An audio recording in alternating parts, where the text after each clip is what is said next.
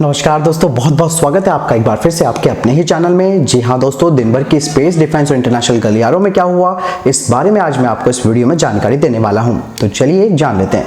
पहली खबर की अगर बात करते हैं तो दोस्तों वो आ रही है जम्मू कश्मीर को लेकर। जी हाँ दोस्तों, ये आतंकी फिर बाज नहीं आ रहे हैं और लगातार प्रयास कर रहे हैं सुरक्षा बलों पर हमला करने का। और हाल ही में अभी शोपिया जिले में भारतीय सेना ने 2 उग्रवादियों को पकड़ा है जो कि जैश ए मोहम्मद से संबंध रखते हैं और ये भारतीय सेना पर हमले करने की फिराक में थे। और भारतीय सेना ने यहाँ पर एक अपना मजबूत कदम उठाया और इन दोनों आतंकियों को पकड़ लिया। दोस्तों आपको बता दें कि इन आतंकवादियों को 55 राष्ट्रीय राइफल और सीआरपीएफ की 118वीं बटालियन ने जॉइंट ऑपरेशन के साथ मिलकर पकड़ा है। इन आतंकियों के पास एक पिस्टल और 20 ग्रेनेड भी बरामद हुए हैं। यानी कि दोस्तों ये कितने बड़े हमले के फिराक में थे जिन्हें सुरक्षा बलों ने नाकाम कर दिया। इन दोनों आतंकियों पर अब एफआईआर दर्ज कर दी गई है और उसके तहत अब इन पे आगे की कार्रवाई की जाएगी। दोस्तों यहाँ पे अगली खबर भी भारतीय सेना को लेकर आ रही है। जी हाँ, आपको बता दें कि छुट्टी पर गए जो जवान हैं जो कि अपनी ड्यूटी अब ज्वाइन कर रहे हैं, उन पर भी अब भारतीय सेना अपनी जो नया नियम लागू किया गया है कोरोना वायरस को लेकर, वो सारे नियम लगाएगी ताकि कोरोना वायरस से सेना को पूरी तरह से बचाया जा सके। आपको बताना चाहूंगा कि सेना को भी 3 जोनों में बांटा जा रहा है। यहाँ पे सेना के जवानों को, जो कि ग्रीन, येलो और रेड होंगे। यानी कि जो सैनिक आ चुके हैं जिनका क्वारंटाइन पूरा हो चुका है, यानी कि 14 दिन के क्वारंटाइन उन्होंने पूरा कर लिया है, तो उनको अपनी पोस्टिंग पर भेजा जाएगा। बाकी के जो जवान आ रहे हैं उनको क्वारंटाइन किया जाएगा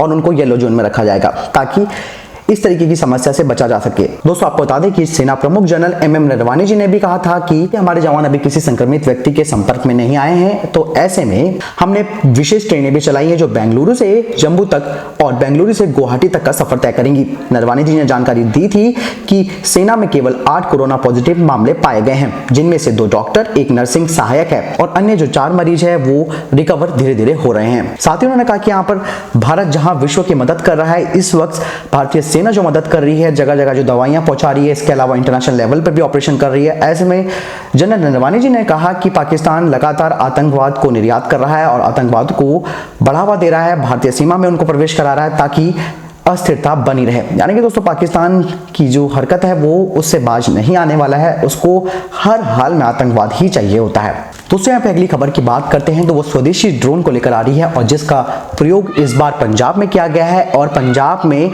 इसका इस्तेमाल कोरोना वायरस से संबंधित चीजों को डिप्लॉय करने के लिए किया गया है। दोस्तों इस परीक्षण को जो किया गया है उससे कई नई चीजें सामने आई हैं। आपको बता दें कि ये ड्रोन दूर की रेंज के साथ साथ beyond visual line of site है। इस ड्रोन को रडार से भी कंट्रोल किया जा सकता है और इसको एक और जो यूएवी है जो इसके ऊपर होगा, इससे ऊपर की हाइट में होगा, उससे भी इसे कंट्रोल किया जा सकता है और ये ड्रोन पेलोड ले जाने में भी सक्षम है। आपको बता दें कि दोस्तों इस ड्रोन ने सैनिटाइजर्स, मास्क और इसके अलावा जो कि मेडिकल जो कनस्तर थे उनकी आपूर्ति की।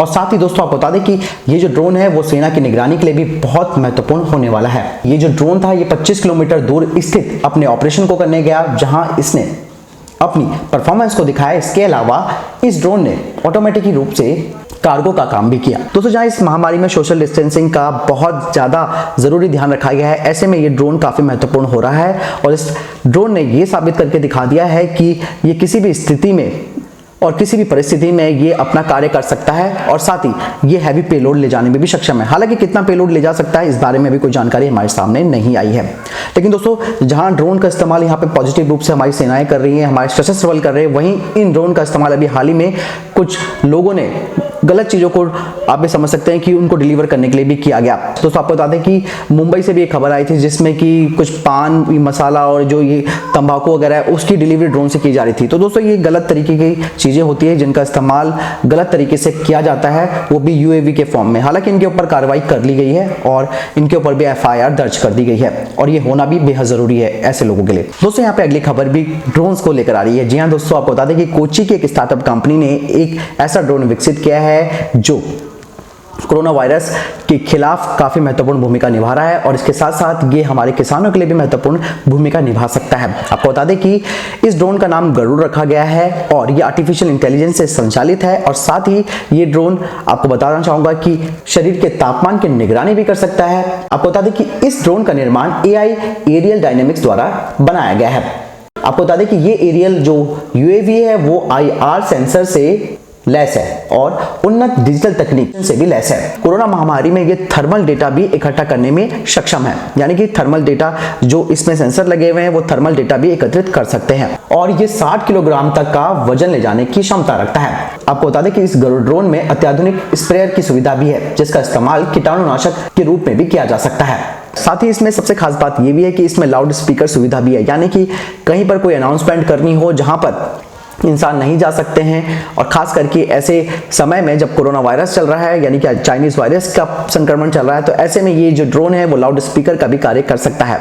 इस ड्रोन में हाई रेजोल्यूशन के कैमरे भी लगाए गए हैं और साथ ही इसमें थर्मल स्कैनर की सुविधा भी है, जो कि 1 सेंटीमीटर स्तर की सटीकता और बारीकियों के साथ जूम भी कर सकता है। इन केस अगर ये ड्रोन की बैटरी खत्म हो जाती है या ये ड्रोन अपना आपा खो बैठता है, तो ऐसे में इसमें आप ये समझ सकते हैं कि इसमें एक स्टैंड बाई सुविधा भी दी गई है, जो कि इसको 150 मिनट तक इसकी परिचालन क्षमता को रख सकती है और जहां से इसने टेक ऑफ किया है या वहीं पर अपना लैंड भी कर सकता है। यानी कि दोस्तों काफी अत्याधुनिक ड्रोन बनाया है कोच्चि की इस स्टार्टअप कंपनी ने और आई होप कि ये ड्रोन धीरे धीरे हमारे सशस्त्र बलों के इस काम में भी इस्तेमाल आएगा। बाकी आपका क्या कहना है इस बारे में आप जरूर मुझे कमेंट बॉक्स पर लिखकर बता सकते हैं। दोस्तों यहाँ पे अगली खबर की अगर बात करते हैं तो आ रही है रूस के T-14 अमार्टा टैंक को लेकर। जी हाँ दोस्तों, आपको बता दें कि इस अमार्टा टैंक का भी जो परीक्षण है वो लगातार चल रहा है और रूस ने इसका परीक्षण अभी हाल ही में सीरिया में किया है।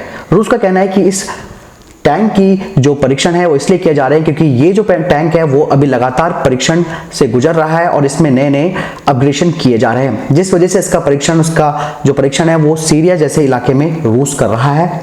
आपको बता दें कि दोस्तों रूस का कहना है कि मैदान में ये टैंक कैसा प्रदर्शन करेगा और साथ ही अगर इसकी परफॉर्मेंस अच्छी रहेगी तो इसका निर्यात भी किया जाएगा अन्य देशों को और इसी वजह से रूस का कहना है कि हम लगातार अपडेट कर रहे हैं इस टैंक को और परीक्षण इसीलिए कर रहे हैं ताकि ये जो परफॉर्मेंस है इसकी सामने आएगी उससे हम एक एवोल्यूशन करेंगे कि हमें कौन सा ये जो टैंक है इसमें कौन सी कमियां हैं, कौन से इसमें नए नए अपग्रेडेशन करने हैं, वो सारी चीजें यहाँ पर रूस आगे अपने जो अन्य देशों को जो निर्यात करना है उसके लिए भी करेगा।